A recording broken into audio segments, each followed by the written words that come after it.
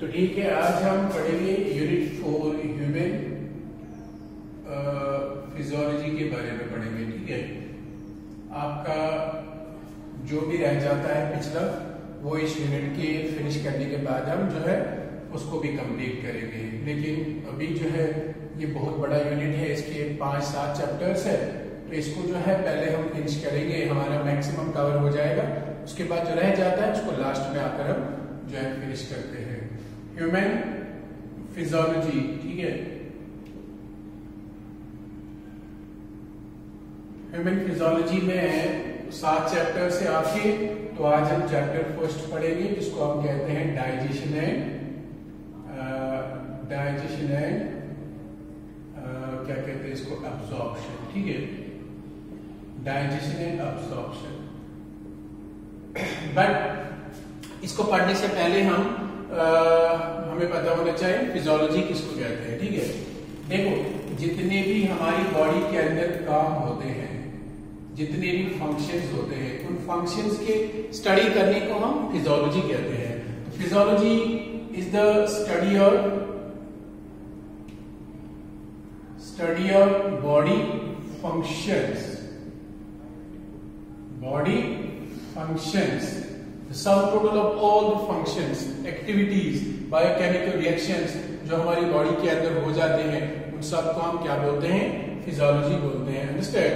Now it's the study of body functions. The study of body functions is called physiology, and the study of body functions of human beings. एक human being के अंदर जो body के function होते हैं उनके study करने को हम क्या कहते हैं, दैट्स कॉल्ड ह्यूमन फिजियोलॉजी। तो उसको हम बोलते हैं ह्यूमन फिजियोलॉजी। ठीक है, देन ह्यूमन फिजियोलॉजी का, एनिमल फिजियोलॉजी का जो फादर रिगार्ड किया जाता है वो बोलते हैं विलियम हार्वे को। किसको बोलते हैं? William Harvey. William Harvey is regarded as father of modern physiology. Modern physiology का इसको फादर कंसीडर किया जाता है, क्योंकि यही था पहला जिसने डिमॉन्स्ट्रेट किया। क्या किया? डिमॉन्स्ट्रेट किया कि जो ब्लड होता है ये अंदर हमारी बॉडी में सर्कुलेट होता है। हाँ, सर्कुलेट्स इन बॉडी। ठीक है, तो ब्लड का सर्कुलेट होना, that was a most important discovery in bioscience. Understand? And on behalf of that he is regarded as father of this modern physiology. ठीक है, तो फिजियोलॉजी का मतलब होता है जितने भी हमारी बॉडी के अंदर जो फंक्शंस होते हैं वो कैसे होते हैं, वो फंक्शंस, उनका मैकेनिज्म क्या है, वो इस फिजियोलॉजी में हमको सीखने को मिलता है। अंडरस्टैंड? तो अब हम पढ़ेंगे पहले डाइजेशन एंड अब्जॉर्प्शन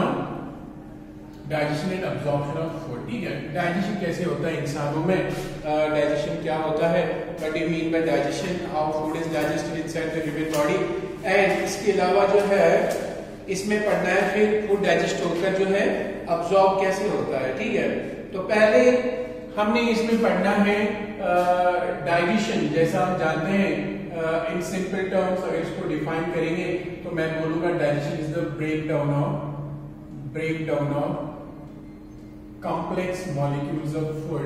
जब कॉम्प्लेक्स मॉलिक्यूल्स फूड के ब्रेक होते हैं, कॉम्प्लेक्स मॉलिक्यूल्स और पॉलीमर्स ऑफ फूड, जिनको हम पॉलीमर बोलते हैं। अभी आपने बायोमॉलिक्यूल्स में पढ़ा, पॉलीमर्स क्या होते हैं, complex polymers of food into the simple. अभी मैं डाइजेशन नहीं पढ़ा रहा हूं आपको, अभी मैं सिंपल डेफिनेशन बता रहा हूं डाइजेशन किसको कहते हैं।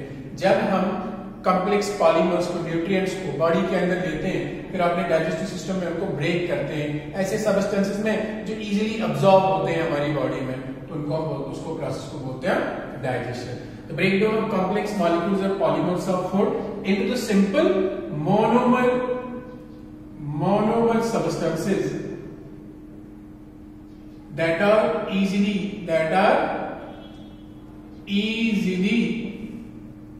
absorbed in body, या जो बॉडी में अब्सॉर्ब होते हैं इनसाइड द एलिमेंट्री कैनाल। मगर ये कहां पर होता है process?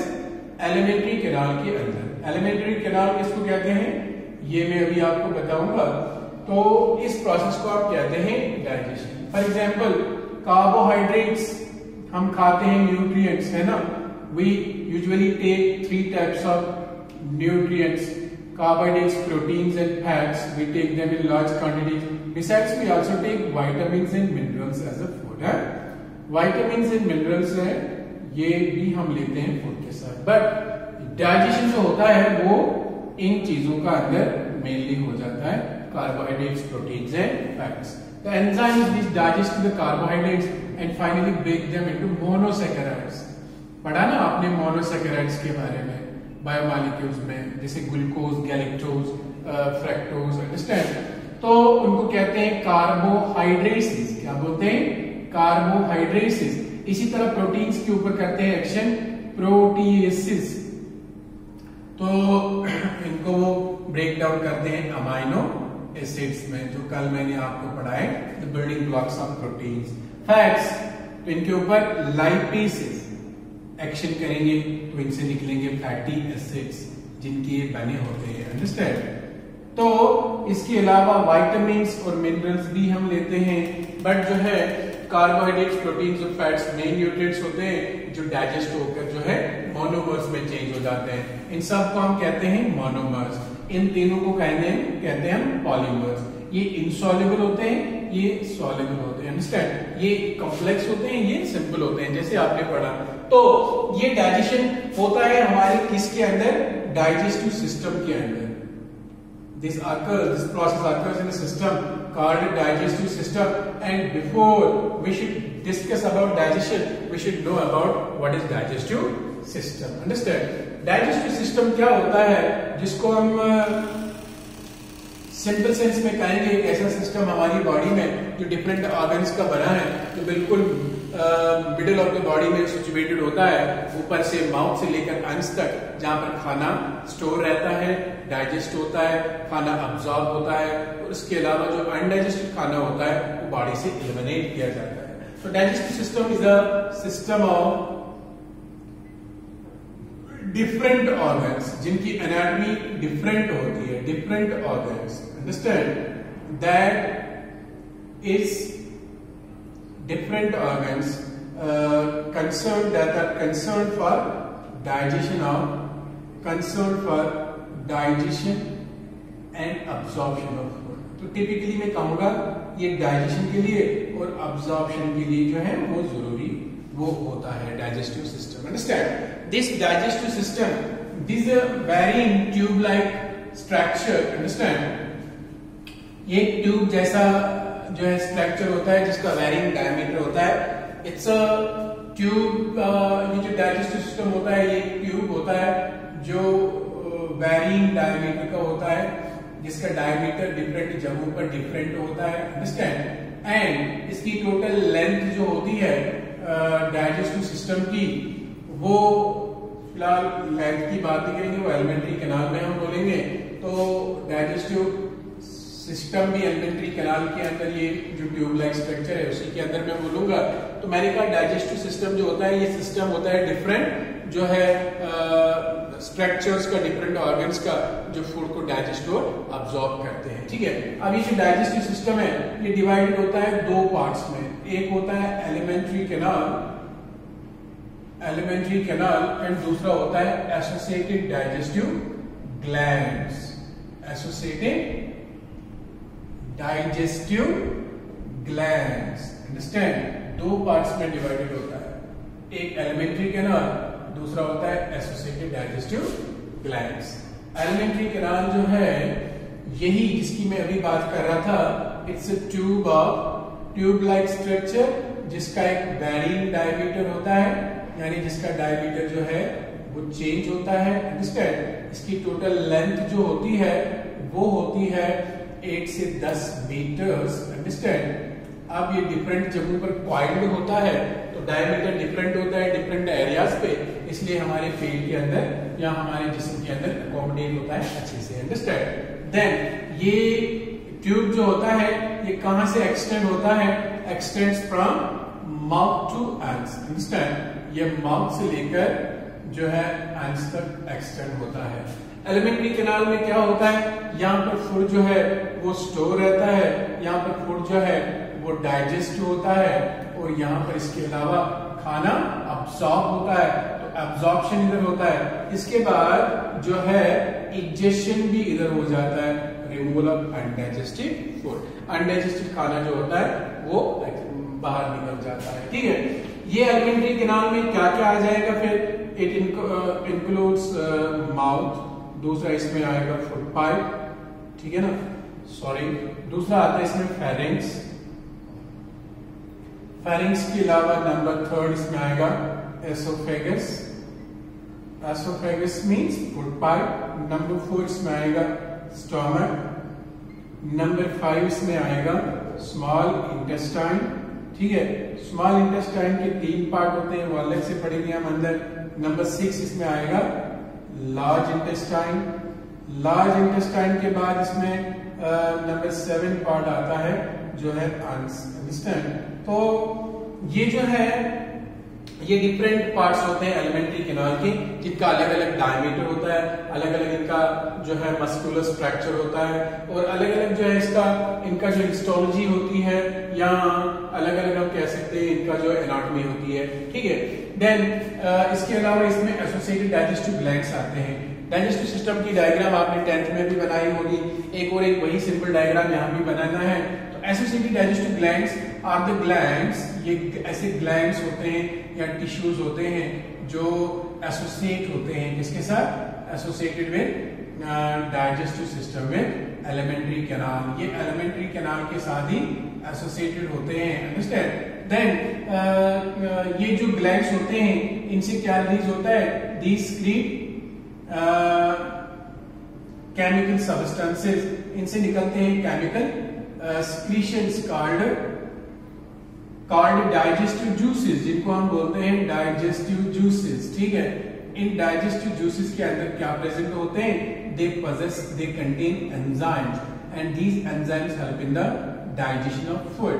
These digestive juices are added with this food in different parts of the alimentary canal. And in different parts of alimentary canal, these digestive juices contain enzymes. These enzymes act on the food and break different types of food, different types of nutrients into these simple monomer units inside the alimentary canal. अगर digestive glands नहीं होते, अगर enzymes नहीं होते, तो एक plate खाने को 50 साल लग जाते हैं डाइजेस्ट होने में, understand. These enzymes make this process very fast, understand, and it takes only 3 to 4 hours for the food to be digested inside the alimentary canal, inside the stomach. Otherwise, in its absence, in absence of enzymes, it should have taken 50 years for one plate to be digested, understand.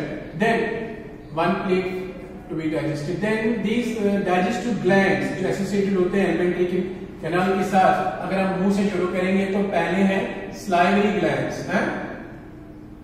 सबके बारे में आपको पढ़ना है। salivary glands है। Then we have number 2 glands that's called gastric glands. salivary glands कहाँ पर होते हैं?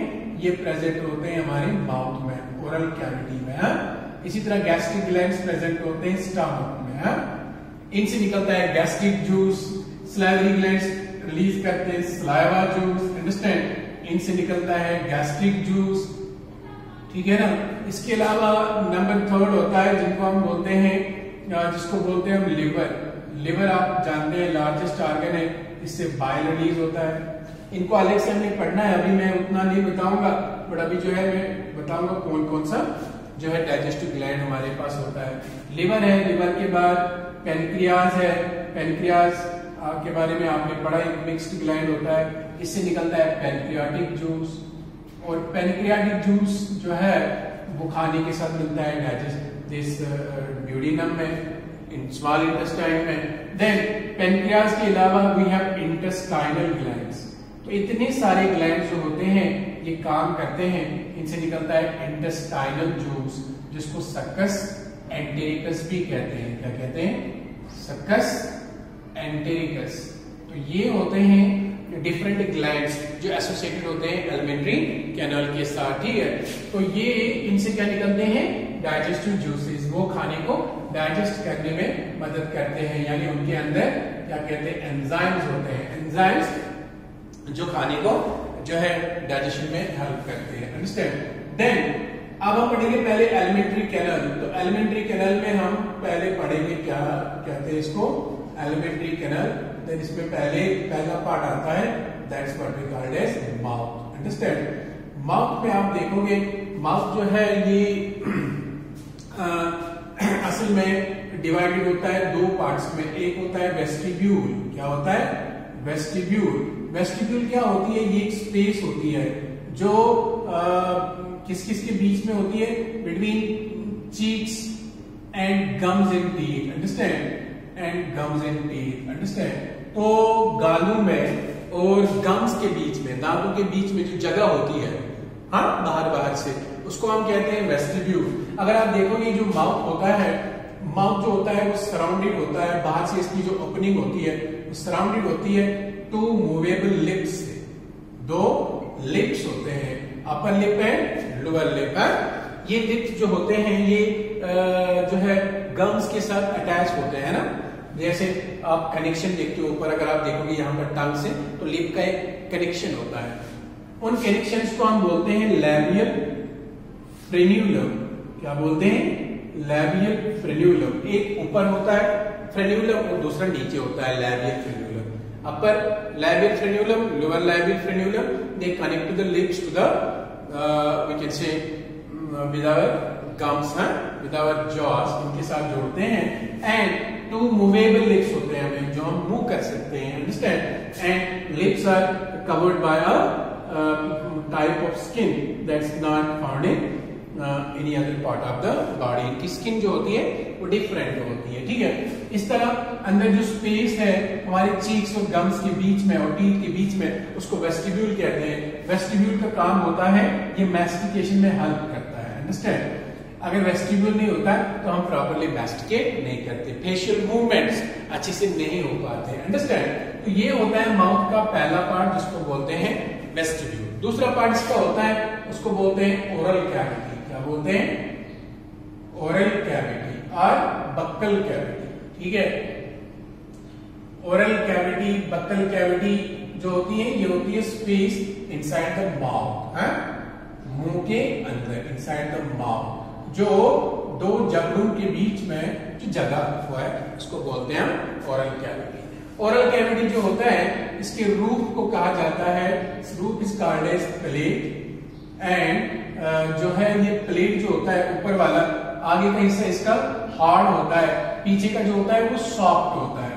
तो आगे वाले हिस्से को कहते हैं, ऊपर वाला जो आपका जबड़ा होता है, इसके आगे वाले हिस्से को जो हार्ड होता है इसको कहते हैं हार्ड प्लेट। क्या कहते हैं? Hard plate. इस हार्ड प्लेट में ऊपर रिजेस होते हैं ऐसे। ठीक है। ये ऐसे होता है और बीच में एक डिप्रेशन जैसा जो है, अगर आप ऊपर देखोगे, ऊपर वाला जो हमारा जो रूफ होता है इसका ओरल कैविटी का, तो आगे वाला पार्ट जो होता है इसका हार्ड होता है, उसको हार्ड प्लेट कहते हैं। इसमें बोन्स होती है, ये बोनी होता है, इसलिए इसको हार्ड प्लेट कहते हैं। ये बोनी होता है और इसमें जो रिज होते हैं, ऐसे रिज होते हैं। ठीक है। तो इन रिजेस को हम कहते हैं रज्जे। क्या कहते हैं? Rugae. RUJGAE। So there are rugae. अब ये रज्जे जो होते हैं, रिजेस जो होते हैं, ये थोड़ा सा अंदर जो है स्पेस अवेलेबल करते हैं, जो मैस्टिकेशन में मदद करते हैं। अगर ये स्पेस भी नहीं होती तो हम प्रॉपर्ली खाने को मैस्टिकेट नहीं करते। ये कि फूड को, it keeps food in place while mastication, during mastication it increase the space inside the oral cavity. Understand. Then दूसरा वाला पार्ट, पीछे वाला जो होता है वो बिना हड्डी के होता है, तो उसको कहते हैं सॉफ्ट पैलेट। क्या कहते हैं? सॉफ्ट पैलेट कहते हैं। सॉफ्ट पैलेट जो होता है वो पीछे हैंग होता है by small pink flap of skin. इस फ्लैप ऑफ स्किन को हम क्या कहते हैं? It's called uvula. It's called uvula. Uvula जो होता है, इसका काम क्या होता है? ये अंदर वाले नाक के छेद को क्लोजेस द इंटरनल नेयर्स। जो अंदर नाक के छेद ओपन होते हैं ना, इंटरनल नेयर जिनको कहते हैं, उनको क्लोज करता है। कब? During swallowing. देखो जब आप स्वेलो करते हो, निगलते हो खाना निकलने के टाइम में सांस रुक जाती है, क्योंकि यूबुला उठ के ऊपर वाले जो है उन नेजल जो वो कैविटीज के ओपनिंग्स होते हैं, इंटरनल लेयर्स उनको जो है क्लोज कर देता है। ये यूवुला का काम होता है, इसको पैलेट कहते हैं, और जो है उसका फ्लोर जो होता है वो लोअर जा होता है। अब इस माउथ कैविटी के अंदर, ओरल कैविटी के अंदर जो है इसमें दो प्रकार के आपके पास जो है वो स्ट्रक्चर्स होते हैं, अंडरस्टैंड। एक आपके पास टीथ प्रेजेंट होते हैं, है ना, और दूसरा जो होता है आपके पास टंग होते हैं, अंडरस्टैंड, टंग होती है। नाउ जो है ओरल कैविटी के अंदर दांत होते हैं, और जो दांत होते हैं हमारे दांत, इनको कहते हैं हम हेटेरोडेंट टीथ। क्या कहते हैं? हेटेरोडेंट टीथ। ऐसे दांत जो डिफरेंट टाइप्स के होते हैं। क्या होते हैं? डिफरेंट होते हैं। जैसे आपके पास दांत जो है वो 4 किस्म के हैं, इंसिजर्स, इसके बाद दूसरा होता है आपको कैनाइन्स, तीसरा होता है आपको प्रीमोलर्स, एंड चौथा होता है आपको मोलर्स, अंडरस्टैंड। नाउ इंसिजर्स और कैनाइन्स दोनों के दोनों शार्प टीथ होते हैं। आगे वाले दांत जो होते हैं आपको इधर के बीच के 4 और 4, इधर का 1 1 1 1, ठीक है, इनको कहते हैं हम इंसिजर्स एंड कैनाइन्स। ये शार्प टीथ होते हैं। ये वाले जो होते हैं ये ब्रॉड होते हैं। क्या होते हैं? ब्रॉड। ये शार्प टीथ कटिंग के काम आते हैं, हाँ? इनसे हम बाइट करते हैं, कट करते हैं खाने को, हाँ? बट ये जो है ये ग्राइंडिंग के, मैस्टिकेशन के काम आते हैं, अंडरस्टैंड, ग्राइंड करने के, खाने को पीस में ब्रेक करने के काम आते हैं, प्रीमोलर्स एंड मोलर्स। ये ब्रॉड होते हैं और ये जो है गालों की तरफ होते हैं, इसलिए इनको चीक टीथ भी कहते हैं। तो डिफरेंट टाइप्स ऑफ हमारे दांत होते हैं, अंडरस्टैंड। इसके बाद ये दांत जो हमारे होते हैं ये जो है ये 2 सेट्स में आ जाते हैं। क्या आ जाते हैं? नहीं, एक तो पहले आप मैं बोलूंगा आपको, ये जो है ये एम्बेड होते हैं into sockets of jaw bones, है ना। हमारी जो जॉ बोन्स है, मैंडिबल एंड मैक्सिले, इन हड्डियों में अंदर जो है वो सॉकेट बने होते हैं, यानी पिट्स जैसे होते हैं। उन पिट्स के अंदर ये दांत जो होते हैं वो बंद होते हैं by means of roots, understand, roots. तो अलग अलग दांत के अलग अलग जो है, अलग अलग टाइप के दांत के अलग अलग जो है नंबर ऑफ रूट्स होते हैं। देन रूट्स के जो है एम्बेडेड होते हैं। ऐसे दांतों को कहते हैं हम थिकोडेंट टीथ। क्या कहते हैं? These are called as thecodont teeth, ठीक है। तो हमारे दांत जो है, इंसानों में दांत जो है वो 2 सेट्स में आते हैं, है ना। जैसे पहले जब बच्चा 6 महीने का होता है तो उसको दांत निकल आते हैं, तो हमारे दांत जो है वो 2 सेट्स में आते हैं। एक जो दांत आते हैं बच्चे में, चाइल्ड में, वो उसको 6 महीने के बाद जो है वो आ जाते हैं। उनको बोलते हैं, उस सेट को बोलते हैं मिल्क टीथ। और मिल्क टीथ को हम दूसरे सेंस में कहते हैं टेम्पोररी टीथ। क्या कहते हैं? Temporary teeth. टेम्पोररी टीथ कहो, और या इनको हम डेसिडुअस टीथ भी कहते हैं, हाँ? डेसिडुअस टीथ क्यों कहते हैं? मिल्क टीथ, टेम्पोररी टीथ कहते हैं क्योंकि ये शेड हो जाते हैं और इनकी जगह पर फिर दूसरा सेट आ जाता है जिसको कहते हैं परमानेंट टीथ, ठीक है। अब ये जो मिल्क टीथ होते हैं, दूध के दांत, ये बच्चे को 6 महीने से आना जो है इरप्ट होना शुरू हो जाते हैं। उसके बाद बच्चा जब 6 साल का हो जाता है, या आप कह सकते हैं 6-7 साल का हो जाता है, फिर ये निकलना शुरू करते हैं। इनकी जगह में परमानेंट टीथ आ जाते हैं, ठीक है। तो ये मिल्क टीथ जो होते हैं ये निकलते हैं, इसलिए इनको डेसिडुअस टीथ कहते हैं, टेम्पररी टीथ कहते हैं। ये 20 होते हैं इस बच्चे के अंदर। अगर आप बोलोगे जो बच्चा होता है उसमें मोलर्स जो होते हैं, सॉरी प्रीमोलर्स नहीं होते हैं, प्रीमोलर्स एब्सेंट होते हैं। अब प्रीमोलर्स दांत नहीं है तो प्रीमोलर की जगह पे उनको मोलर दांत आते हैं। बाद में जब वो निकलते हैं तो प्रीमोलर्स अपनी जगह पर और मोलर पीछे अपनी जगह पर आ जाते हैं।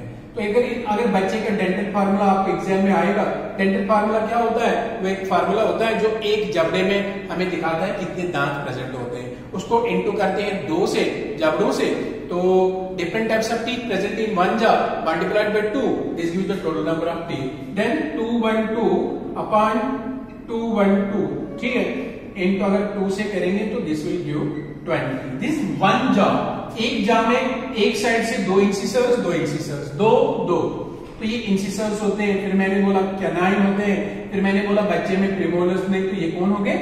मोलर्स। 2 इधर से 2 इधर से, तो हर जबड़े में 2 और 2 इंसिसर्स हो गए 4, एक कैनाइन हो गए 6, 2 मोलर्स और 2 मोलर्स हो गए 6 4 10, तो 10 और 10 बच्चे में टोटल 20 दांत होते हैं। परमानेंट टीथ जो होते हैं ये बाद में आते हैं, 32 टीथ होते हैं, 32 इन नंबर होते हैं। अगर इनका डेंटल फार्मूला देखा जाए बड़े का तो वो होता है 2 1 2 3, बस इस वाले फार्मूला को आपको 3 ऐड करना है, then 2 1 2 3 into 2, this will give you 32 number of teeth, यानी हर जबड़े में 16 दांत। अब इसमें फर्क क्या है, इसमें ये 3 और ये 3 जो है वो एक्स्ट्रा आ रहे हैं यहाँ पर। देखो आप ये है क्या कहते हैं इसको, ये 2 वाले दांत होते हैं इंसिसर्स, फिर कैनाइन्स, फिर प्रीमोलर्स और फिर मोलर्स। अब बड़े में प्रीमोलर्स होते हैं लेकिन बच्चे में नहीं होते हैं, तो प्रीमोलर वाले दांत। और यहाँ पर मैंने लिखा बच्चे में, तो मोलर्स में मैंने सिर्फ 2 लिखे थे, यहाँ पर आप मोलर्स में 3 देखते हो, 3 एक साइड से 3 एक साइड से। इसमें क्यों, क्योंकि एक लास्ट किस्म की जो लास्ट मोलर्स होते हैं, कौन होते हैं, लास्ट मोलर्स, वो आ जाते हैं 18 से 25 साल की एज के बाद। ऐसे दांत, इन दांतों को हम कहते हैं विजडम टीथ। क्या कहते हैं, और इनका हमें कोई फायदा नहीं है विजडम टीथ का, ये वेस्टिजियल होते हैं, इनका कोई काम नहीं है, ठीक है। इसीलिए इनको कहते हैं विजडम टीथ, क्योंकि ये विजडम में आ जाते हैं 18 साल के बाद आ जाते हैं, जब एडोलसेंस का पीरियड जो है खत्म हो चुका होता है और पूरी तरह से जो लड़का या लड़के होते हैं ये विजडम की एज को पहुंचे होते हैं, और ये इनका काम नहीं होता है, लेकिन फिर भी जो है ये आ ही जाते हैं, अंडरस्टैंड। अब बच्चे में कहां से आएंगे, क्योंकि 18 और 25 साल की एज के बाद आते हैं, इसलिए बच्चे में सिर्फ 2 और 2 मोलर्स यहां से होते हैं, बट एडल्ट में फिर 3 और 3, किसी में होते ही नहीं है ये विजडम टीथ, अंडरस्टैंड। तो 32 नंबर ऑफ टीथ जो होते हैं वो प्रेजेंट होते हैं। दांत जो है इनको रोज जो है साफ रखना चाहिए, ब्रश करना चाहिए, वरना दांतों के ऊपर जो खाना बचा कुचा खाना होता है उस पर बैक्टीरिया एक्शन करते हैं, स्ट्रेप्टोकोकस म्यूटेंस बैक्टीरिया होते हैं जो अंदर एक्शन करते हैं इन पे, और फिर जो है वो दांत को सड़ाते हैं, उसका इनामल तोड़ देते हैं। तो इस तरह ये दांत जो होते हैं 2 सेट्स में आते हैं, तो ऐसे दांतों को क्या कहूंगा मैं, डाइफायोडेंट टीथ। क्या कहूंगा मैं, डाइफायोडेंट टीथ। तो जो एक ही बार आता है उसको कहते हैं मोनोफायोडेंट टीथ। क्या कहते हैं, उसको मोनोफायोडेंट टीथ कहते हैं। और जो 2 बार आ जाते हैं उनको हम क्या कहते हैं, ऐसे दांतों को हम कहते हैं डाइफायोडेंट टीथ। अब आपने देखा इंसानों में 2 सेट्स ऑफ टीथ आते हैं, तो 2 सेट्स ऑफ टीथ को हम क्या कहेंगे, हम कहेंगे इनको डाइफायोडेंट टीथ, अंडरस्टैंड। ये दांत जो होते हैं ये डाइफायोडेंट होते हैं, 2 बार आ जाते हैं। और दांत जैसे मैंने बोला, एक दांत जो होता है ऊपर से नीचे तक इसके 3 पार्ट्स होते हैं। एक पार्ट जो होता है जबड़े में पूरी तरह बंद, जाम में बंद, तो उसको कहते हैं रूट। एक पार्ट होता है जो गम में होता है, गम जानते हो ना, तो उसको कहते हैं क्राउन, उसको कहते हैं नेक। तो सबसे एक्सपोज्ड पार्ट जो होता है दांत का उसको बोलते हैं नेक। क्या बोलते हैं उसको नेक बोलते हैं। अब अगर दांत का एक सेक्शन निकालोगे आप, क्रॉस सेक्शन, दांत को काटोगे आप, तो काट के दांत आपको जो है ये 3 पार्ट्स का जो है ये बना होता है, अंडरस्टैंड। एक इसको यहां से यहां तक जो है प्रेजेंट होता है, बाहर से व्हाइट कवर जिसको बोलते हैं एनामल, ठीक है। सबसे हार्डेस्ट सबस्टेंस होता है इंसान की बॉडी का एनामल। और दूसरा जो है एनामल के अंदर यहां पर प्रेजेंट होता है एक बोन जैसा स्ट्रक्चर जिसको हम बोलते हैं डेंटाइन। क्या बोलते हैं, डेंटाइन बोलते हैं। और डेंटाइन के अंदर सबसे अंदर प्रेजेंट होती है कैविटी जिसको कहते हैं पल्प कैविटी। इसमें सेल्स होती है और लिक्विड होता है, फ्लूइड जैसा होता है, सेल्स होती है, different type cells, this gives it the pulpy this expression, that's why it's called pulp cavity. इसी पल्प कैविटी के थ्रू एक जो है ब्लड वेसल चली जाती है अंदर और एक जो है वो नर्व चली जाती है अंदर, अंडरस्टैंड। और नीचे दांत का एक कैनाल होता है उसको कहते हैं रूट कैनल। क्या कहते हैं, रूट कैनल कहते हैं, ठीक है। तो ये दांत जो होता है फिर ये इस रूट के जरिए जो है वो लिगामेंट्स के थ्रू कनेक्टेड होता है, सीमेंटेड होता है हमारे सॉकेट्स के अंदर, ठीक है। तो दांत के क्रॉस सेक्शन में 3 पार्ट्स होते हैं, इनामल, डेंटाइन और सबसे अंदर वाला पल्प कैविटी, ठीक है।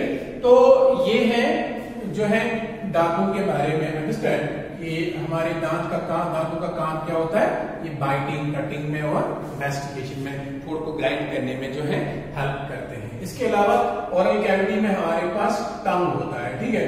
अब ये टंग जो है ये क्या होता है, टंग जो है मस्क्यूलर स्ट्रक्चर होता है हमारे पास, और ये जो है इसको कहते हैं, ये वॉलेंटरी मसल का बना होता है। हाँ, इसको जो है आप रोटेट कर सकते हैं, टंग रोटेट कर सकते हैं आप, टंग रोल कर सकते हैं आप, ये आपके कंट्रोल में होता है। और ये प्रोट्रूसिबल होता है, क्या होता है, प्रोट्रूसिबल टंग होता है। और यही टंग, ये टंग जो होता है ये अटैच होता है हमारे फ्लोर ऑफ ओरल कैविटी के साथ, ओरल कैविटी के फ्लोर के साथ अटैच होता है ना।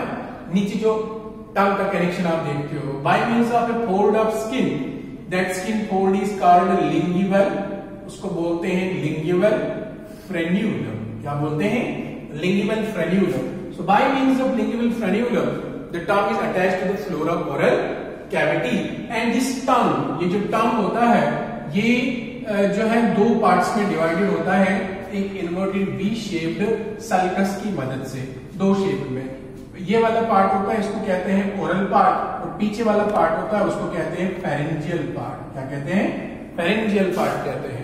तो ओरल पार्ट के अंदर टंग जो होता है इसमें प्रेजेंट होते हैं प्रोजेक्शंस, उन प्रोजेक्शंस को बोलते हैं पैपिले। क्या बोलते हैं, पैपिले। और पैपिले के अंदर टेस्ट बड्स होते हैं जो हमें मदद करते हैं तो taste different types of food, ठीक है, डिफरेंट टाइप्स ऑफ फूड को टेस्ट करने में मदद करते हैं। अब टंग का लास्ट में बताऊंगा मैं फंक्शन क्या होता है। ये सलाइवा मिक्स करने के काम आता है फूड के साथ, ये स्वेलोइंग के काम आता है, ये टॉकिंग के काम भी आता है, और मेन फंक्शन इसका होता है फूड का टेस्ट करना, और इसके अलावा जो है दांतों को साफ करना, बाकी काम